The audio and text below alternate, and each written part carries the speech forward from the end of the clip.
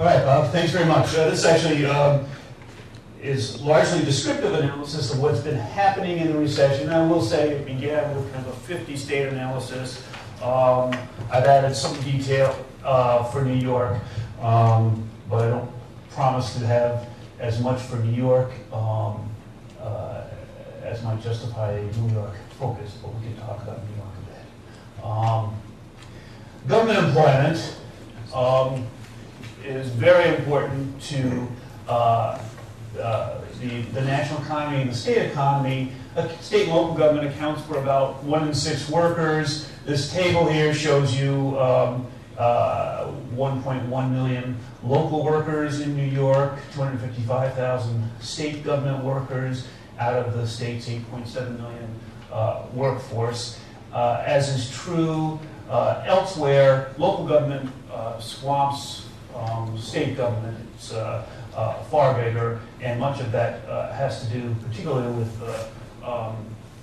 local government education, especially the teaching workforce. So that's where the workers are, that's where a lot of the money is, and when many of the government employment issues come up, that's where the issues are.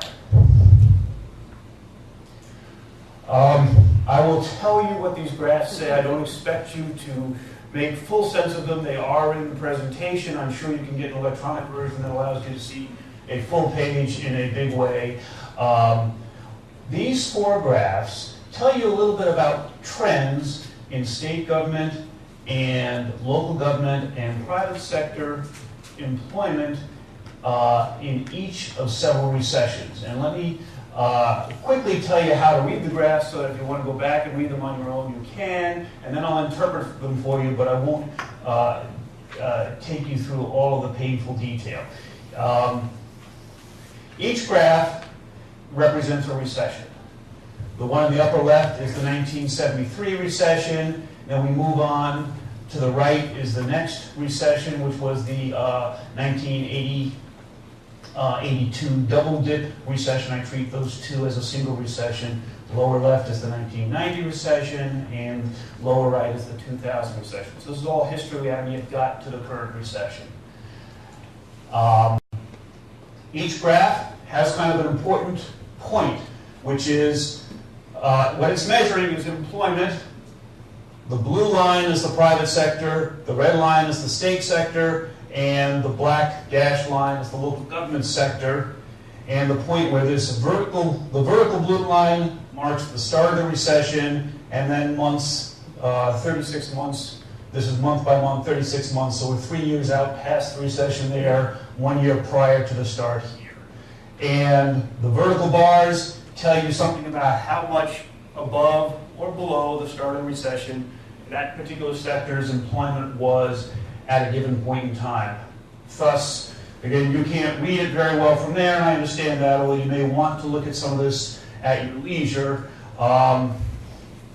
This represents 1% below the start of the recession, 2% below, 3%, 4%. So private sector employment in the 1990 recession fell close to 2% below the start of the recession at its worst.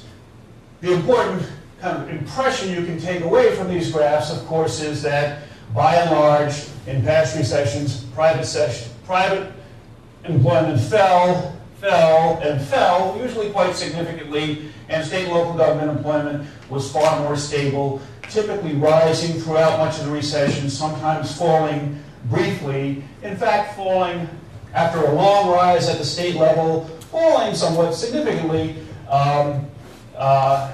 after more than a year into the last recession. But still, a picture in general of resilience.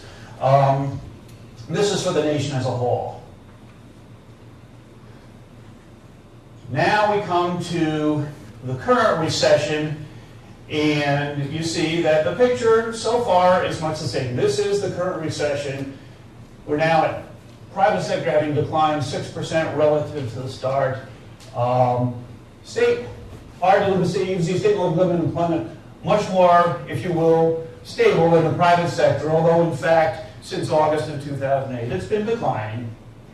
The next 3 graphs simply give each of the sectors relative to the past two recessions. This is private sector in this recession and in the previous recession, the one before that. If you didn't know already, and I'm sure you do, this recession is simply far worse than past recessions for the private sector. State government certainly, for the nation as a whole, slowing somewhat more, and local government as well. Although again, you know, and this is where certainly folks with different perspectives on this issue come to different interpretations. I mean, clearly far more stable and resilient than the private sector. When you look state by state, it's not so easy because of the lack of readily available seasonally adjusted data to look in quite the same way at the data, but you can look, for example, year-over-year change in the for the most recent 3-month period to smooth out some of the bounciness versus same period a year ago. And what we see is that New York, actually, the private sector down 2.8% for those 3 months. State and local sector as a whole down 0.6, state down 2.1, local actually up 1.3, and we give the rankings here as well. So New York, actually, again, there's some New York's private sectors, if you will, the 44th worst in the nation, that is doing relatively well.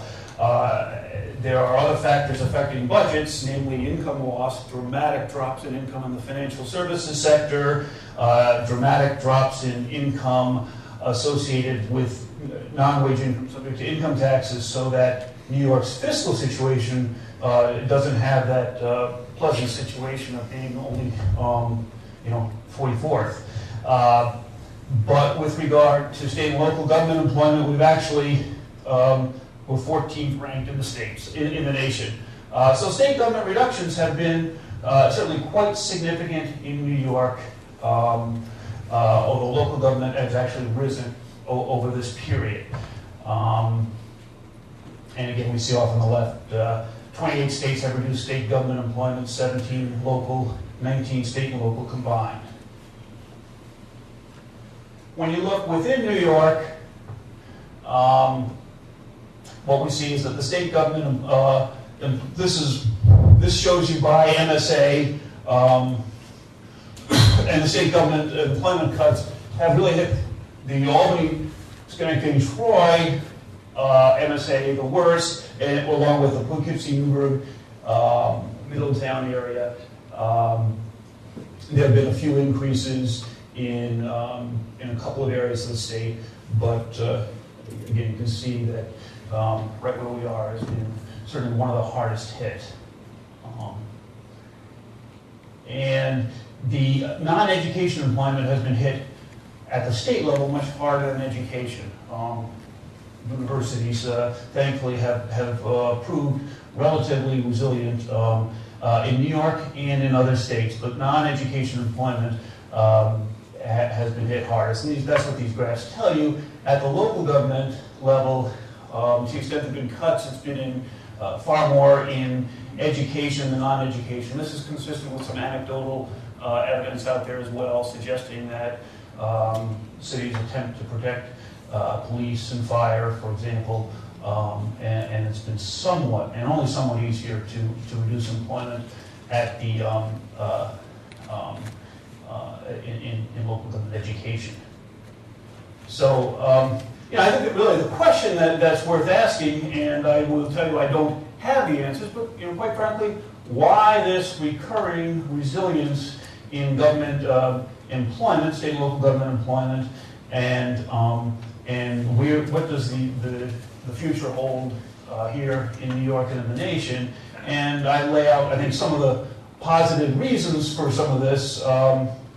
And clearly, the services that state and local governments provide often have very strong voter and taxpayer support. So there's an appendix in here that shows you, for example, 50% of local government employment is elementary and secondary education, 13.6% is public protection, police, fire, and corrections, and health and hospitals form a large share also of the local government employment. At the state level, It's higher education and public protection, mostly corrections, and health and hospitals. That form some of the major sectors. That's what we spend our money on, and it turns out, these certainly appear to be difficult to reduce. The demand for many of these services, in fact, rises, or at least does not fall in recessions. And I've got 2 minutes, so I will finish up quickly. But the demand, there's a chart in there that shows that you look in the private sector, where there are counterparts to the private sector, to some of these major government sector jobs, they too have been rising. Possibly political strength of unions, possibly contractual rules that make it difficult to choose which employees to lay off. And there are a lot of reasons for lag between what happens in the state government and local government sector, between what happens in the private economy and in the government sectors as well. In part, the episodic budget decision making that can take a year or more before cuts can be implemented, and often, lastly, kind of a response to the cyclical nature of government. Tax revenue declines sharply, but also recovers relatively sharply after several years. So we have stable demand for some of the services you're providing, and a very cyclical tax structure. It may often make sense to not cut those services right away, but try to bolster them with some of the temporarily available sources. In this recession in particular, of course, the federal stimulus money has been one of those sources.